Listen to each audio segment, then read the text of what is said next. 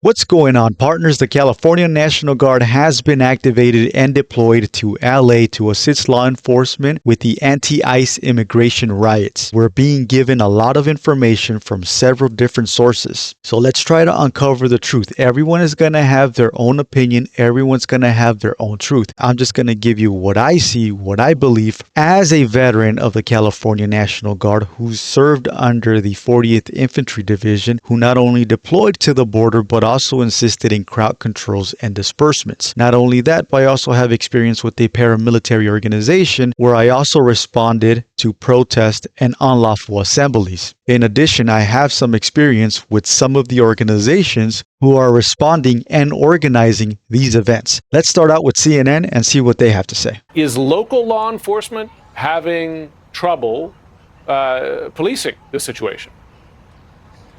Well, since you asked about local law enforcement, let's start with LAPD. I'm standing outside the Metropolitan Detention Center. There was a protest out here, but I'm going to quote LAPD. In their news release, they said last night, yes, there was some spray painting, but what they did was this incident wrapped without incident. So what happened here was, again, without incident. The LAPD is describing it that way. There was an unlawful assembly, and in protest, that does happen. But as far as what the LAPD said, that they are viewing this as something that was manageable and something that they could handle and that they are ready to respond to.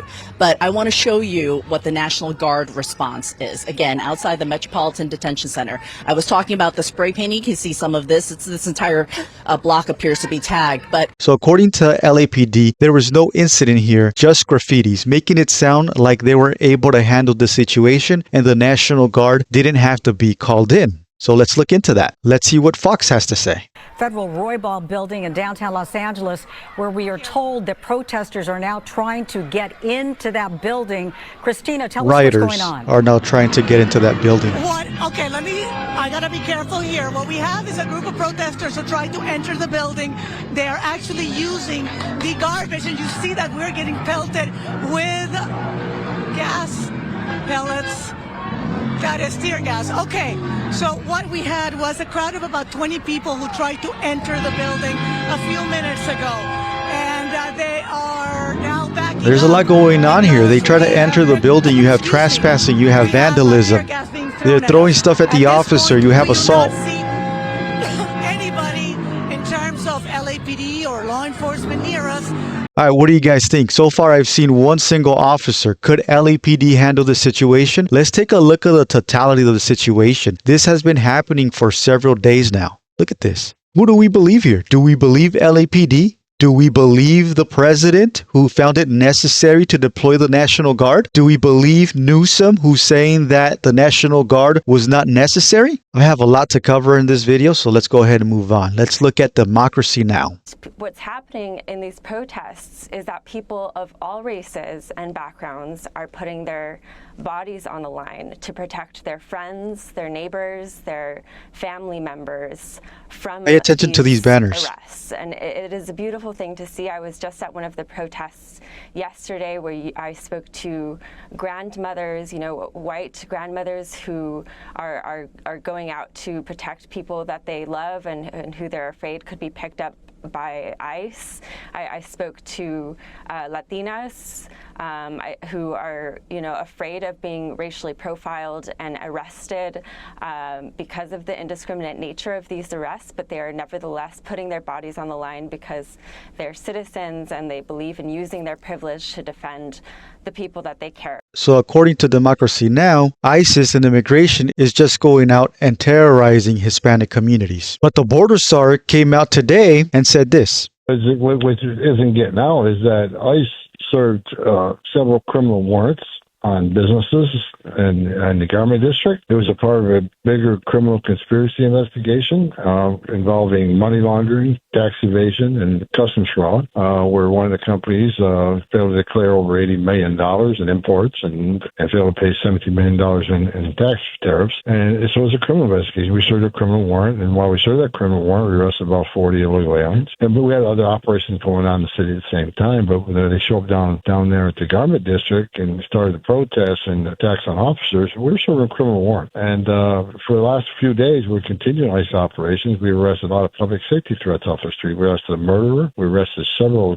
child predators, child sex predators. We arrested a rapist. We arrested someone who committed armed robbery. We took we just arrested a Vietnamese national who murdered two young teenagers at a graduation party. We made Los Angeles safer, and people don't want to hear that. They just want to dump and terror, take action against ICE officers, and they simply don't want immigration enforcement. I got news for them. We're going to do it. We're doing it today. We're going to do it tomorrow. We're going to do it every day. There you go. So are they terrorizing the communities or are they serving warrants? Now, I grew up in a suburb of LA. And I've been to the callejones. I've been to the alley. We all know what type of crime happens down there.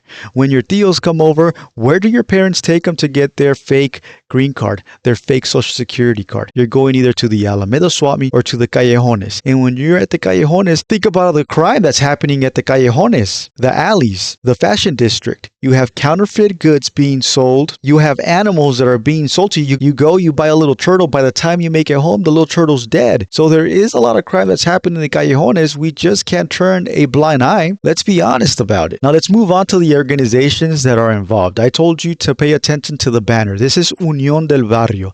Now I am very familiar with this organization. I actually have firsthand experience with this organization since 2006. From 2006 to about 2009, I have encountered this organization back when I was serving in Operation Jumpstart, a border mission down in San Diego. Now what this organization would do is they would wait for us to exit the border patrol station, and then they would follow us. They would drive about 5 miles below the speed limit in front of us just to delay us to get to our observation point, our area of operation. Back then, they would communicate with, remember Nextel, the chirp? That's how they would communicate with each other. And I would always ask about this organization. They would say, hey, they're just a nonprofit. They're a community organization that helps illegal immigrants. A very noble cause, right? But I always thought about the other side. These guys are not only doing that, but they were also communicating with coyotes. They were purposely slowing us down so we wouldn't get to our area of operation. And in the meantime, the drug smugglers, the coyotes, are doing their thing on the border. Listen to a little bit of what they're saying.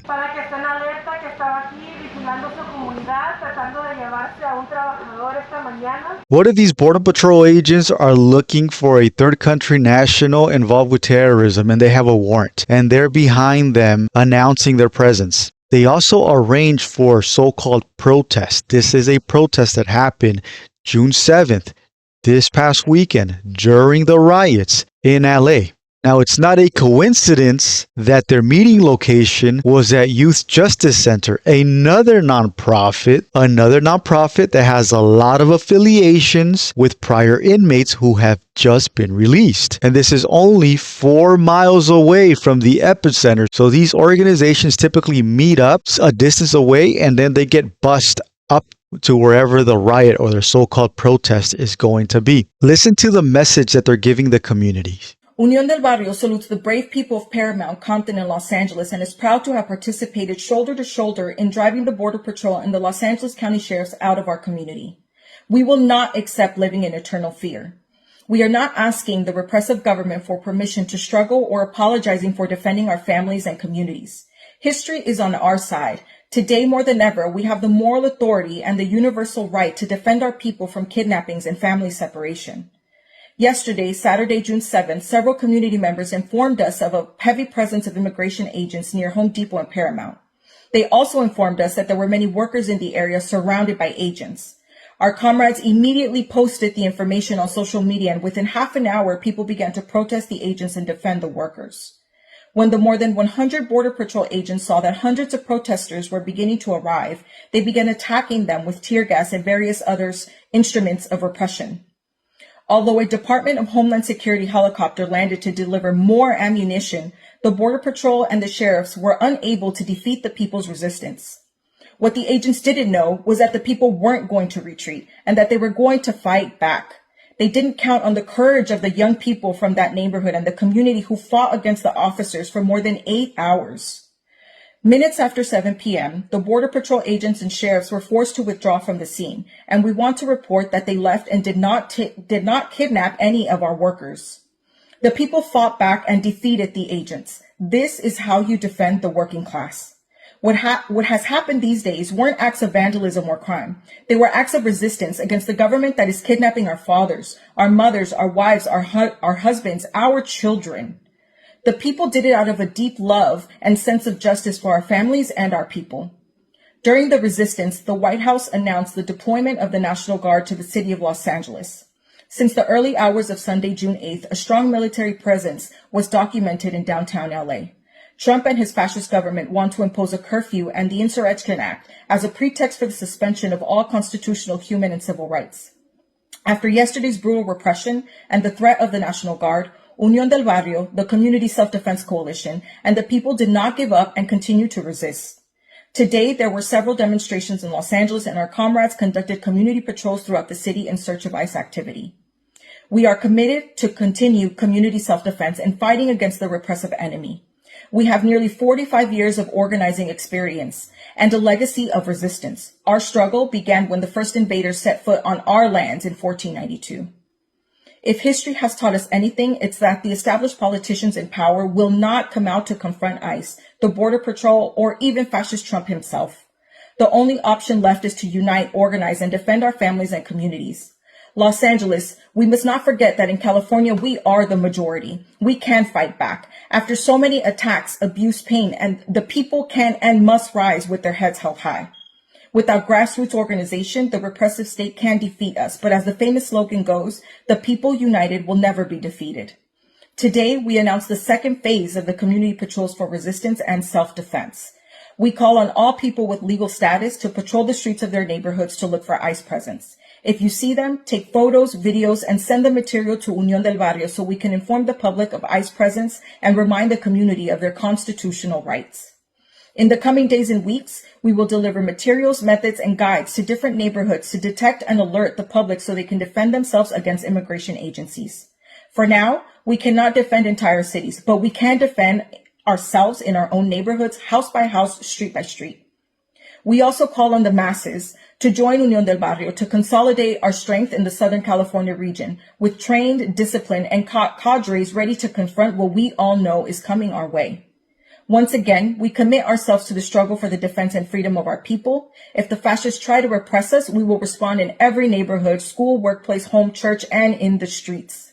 Not one step backwards. The fascists will not win. This is our land. This is our fight. There you have it. It wasn't a protest. It was a resistance. That is what this organization is calling for, resistance. And it's not a resistance for the American dream. This is a communist resistance. Listen to one of their followers. I don't say this with any sense of patriotism. I fucking hate this country. I'm a fucking communist.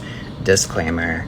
However, if that bitch-ass motherfucker who lives less than 3 miles from here actually declares martial law, he is about to find out just how unhinged in the most chaotic and creative way Americans actually fucking are, especially when you've given so many of them fucking nothing to lose. All right, that's enough of this cat. Now let's look into a community member that Unión del Barrio got to show up to their so-called protest.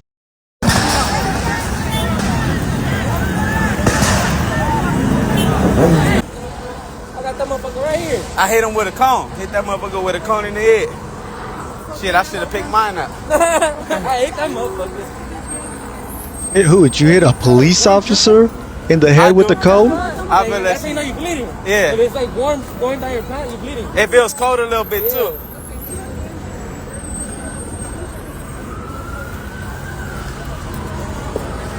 Fuck the police. All right. I want to give you one more. People have been arrested here earlier. Do you want to be arrested too? No, I want to. Then go back over there. I'm giving you a chance to walk away. Are you telling me I'm not allowed to record everyone's? No, I got you, mama. You're not allowed to be here anymore. Why am I? She got the right to protest. Excuse me. What's that? She got the right to protest. I'm not protesting. Listen, first off, let's be reasonable about this. Yes, of course. I got you, mama. You're cool. Please step back. You're in my space. No, you're in my space now. You walk towards me. Oh, do not touch me. Come on, mama. That's right. That's right. She had a chance to walk away. I'm allowed to film you. That's all I'm doing. What am I? Hold on. I ain't that shut the fuck up.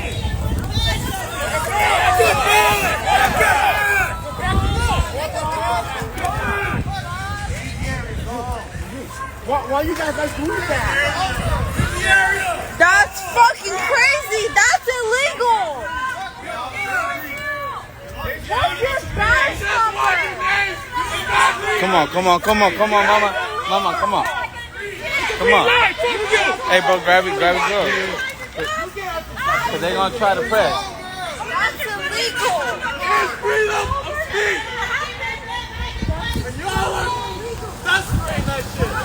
Why y'all grab her? She got the right to protest. It's part of her constitution.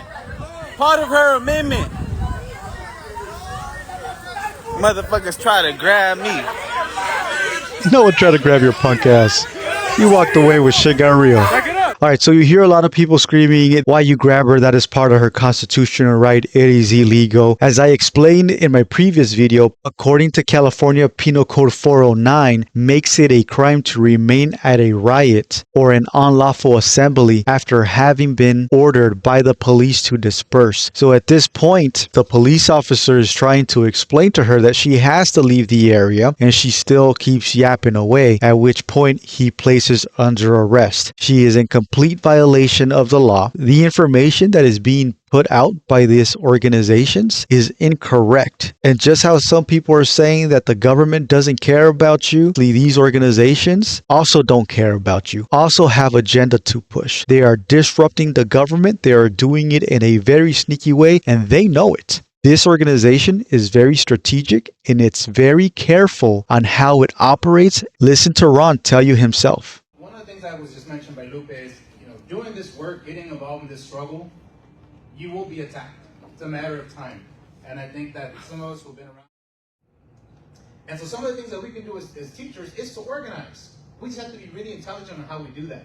We have to know we're under the microscope. We have to know that Zionists and others are going to try to catch us in any way that they can to get us into trouble. So I help the students to organize. We go to those actions, and a lot of us here that have been to those actions have brought our students. Now,